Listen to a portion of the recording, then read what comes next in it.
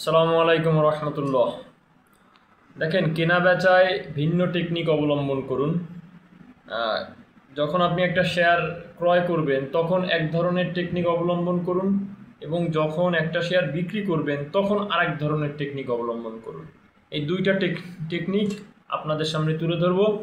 এবং আপনারা যারা আমার ভিডিওগুলো দেখেন, মূলত অনেকে অনেক সময় বলেন যে ভিডিও পাই না ভাই, পাচ্ছি না। আর চ্যানেল সাবস্ক্রাইব না করলে অবশ্যই পাবেন না। তারা সাবস্ক্রাইব করছেন কিন্তু বেল বাটন যেটা এইটা ক্লিক করেননি, ঘন্টা ওইখানে ক্লিক করে অলে ক্লিক করলে সব ভিডিওগুলো আপনারা পেয়ে যাবেন। দেখেন, একটা বিষয় হলো কেনা বেচার ক্ষেত্রে দুইটা ভিন্ন টেকনিক অবলম্বন করতে হবে। আগে বলি ক্রয় করার ক্ষেত্রে কোনটা করতে হবে এবং বিক্রি করার ক্ষেত্রে কোনটা করতে হবে, এটা পরে বলি।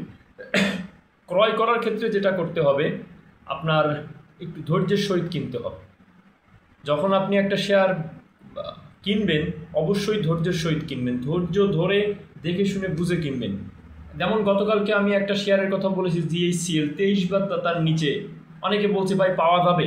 দেখেন, পাওয়া যদি না যায় আপনি ধৈর্য ধরবেন, তবুও অনেক হাই প্রাইসে শেয়ার কেনা থেকে বিরত থাকবেন। হ্যাঁ, অনেক সময় শেয়ার দেখা যায় একেবারে যদি কনফার্ম থাকে যে পাওয়া যাবে না, তখন একটু উপরে কেনা যায়। কিন্তু আপনার ক্রয় করার ক্ষেত্রে একদিন না পেলেন পরবর্তী দিনের জন্য আপনি ধৈর্য ধরেন, না পেলেন এইভাবে পরবর্তী দিন না পেলেন আর একদিন ধৈর্য ধরেন। এইভাবে করতে করতে যদি একটা শেয়ার কেনার ক্ষেত্রে 1 সপ্তাহ পর্যন্ত বা 10 দিন পর্যন্ত ধৈর্য ধরতে হয়, এটা ধৈর্যের সহিত শেয়ারটা বাই করার চেষ্টা করেন।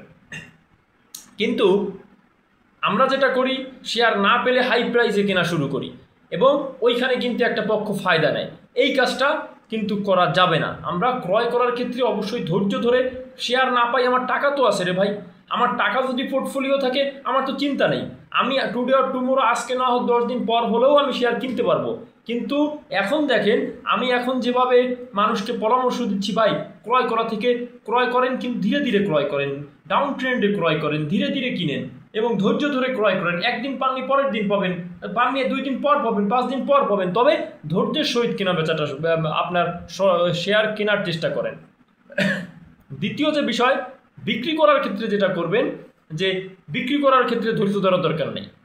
যখন একটা শেয়ার প্রফিটে চলে আসবে তখন আমাদের মার্কেট ডিফারেন্স মার্কেট, যেহেতু আপনারা সবাই জেনারেল ইনভেস্টর, সাধারণ বিনিয়োগকারী, আমাদের 2 লাখ 4 লাখ 5 লাখ 10 লাখ টাকা ইনভেস্ট।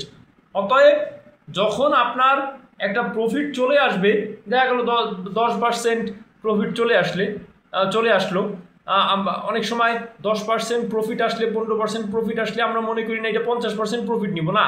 সাধারণ ইনভেস্টরদের জন্য এটা দরকার নেই।